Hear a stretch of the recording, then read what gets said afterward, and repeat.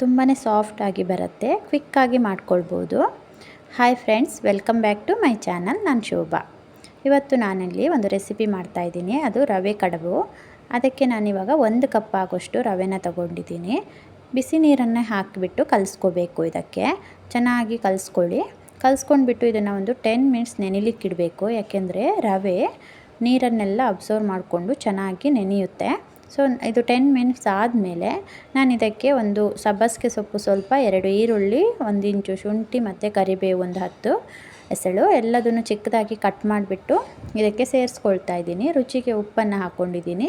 ಹಾಗೆ ನೀವು ಖಾರಕ್ಕೆ ಹಸಿಮೆಣಸು ಕೂಡ ಹಾಕ್ಕೊಳ್ಬೋದು. ನಾನಿಲ್ಲಿ ಗ್ರೀನ್ ಚಟ್ನಿ ಮಾಡಿಟ್ಕೊಂಡಿರ್ತೇನೆ, ಅದನ್ನು ಹಾಕ್ತಿದ್ದೀನಿ. ಅದರದ್ದು ರೆಸಿಪಿ ಬೇಕಾದರೆ ನೆಕ್ಸ್ಟ್ ನಾನು ಹಾಕ್ತೇನೆ.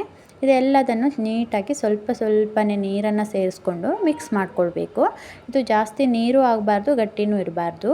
ಉಂಡೆ ಕಟ್ಟೋ ಹದಕ್ಕಾದರೆ ಸಾಕು. ನೋಡಿ, ಈ ಹದದಲ್ಲಿದ್ದರೆ ಸಾಕಾಗುತ್ತೆ. ಇವಾಗ ನಾನು ಒಂದು ಇಡ್ಲಿ ಪಾತ್ರೆ ತೊಗೊಂಡ್ಬಿಟ್ಟು ಅದಕ್ಕೆ ತುಪ್ಪ ಸವರ್ಕೊಳ್ತಾ ಇದ್ದೇನೆ. ನೀವು ತುಪ್ಪ ಅಥವಾ ಆಯಿಲ್ ಯಾವುದನ್ನಾದರೂ ಹಚ್ಕೊಳ್ಬೋದು. ಇವಾಗ ಚಿಕ್ಕ ಚಿಕ್ಕ ಉಂಡೆಗಳನ್ನು ಮಾಡಿಕೊಂಡು ಅದರಲ್ಲಿ ಮಧ್ಯದಲ್ಲಿ ಒಂದು ಹೋಲ್ ಮಾಡಿ ಇಡ್ತಾಯಿದ್ದೀನಿ. ನೀವು ಯಾವ ಶೇಪಲ್ಲಿ ಬೇಕಾದ್ರೂ ಮಾಡ್ಕೊಳ್ಬೋದು. ನಾನು ಇಡ್ಲಿ ಪಾತ್ರೆಯಲ್ಲಿ ನೀರು ಬಿಸಿ ಆಗಲಿಕ್ಕೆ ಇಟ್ಟಿದ್ದೆ. ಅದು ಕುದಿ ಬಂದ ಮೇಲೆ ರೆಡಿ ಮಾಡಿ ಇಟ್ಕೊಂಡಿರುವಂತಹ ಕಡುಬನ್ನು ಇಟ್ಟು ಲಿಡ್ ಕ್ಲೋಸ್ ಮಾಡಿ ಒಂದು 10 ಮಿನಿಟ್ಸ್ ಬೇಯಿಸ್ತಾ ಇದ್ದೀನಿ. ಬೇಗ ಬೆಂದುಬಿಡತ್ತೆ ಇದು. ನೋಡಿ, ಇದು ಇವಾಗ ಆಗಿದೆ. ನಾನು ಸರ್ವ್ ಮಾಡ್ತಾಯಿದ್ದೀನಿ. ನಾನಿಲ್ಲಿ ಕಡಲೆ ಚಟ್ನಿ ಜೊತೆಗೆ ಸರ್ವ್ ಮಾಡ್ತಾಯಿದ್ದೀನಿ. ನೋಡಿ, ನಾನಿವಾಗ ಓಪನ್ ಮಾಡಿ ತೋರಿಸ್ತೇನೆ ಎಷ್ಟು ಸಾಫ್ಟಾಗಿ ಬಂದಿದೆ ಅಂತ ಹೇಳಿ. ನೀವು ಇದು ಕ್ವಿಕ್ಕಾಗಿ ಮಾರ್ನಿಂಗು ಮಾಡ್ಕೊಳ್ಬೋದಾದಂಥ ಒಂದು ಈಸಿ ರೆಸಿಪಿ. ಮಾರ್ನಿಂಗ್ ಟಿಫನಿಗೆ ಏನು ರೆಡಿ ಮಾಡಿರಲಿಲ್ಲ ಅಂದರೆ ಇದು ಬೇಗನೆ ಮಾಡ್ಕೊಳ್ಬೋದು.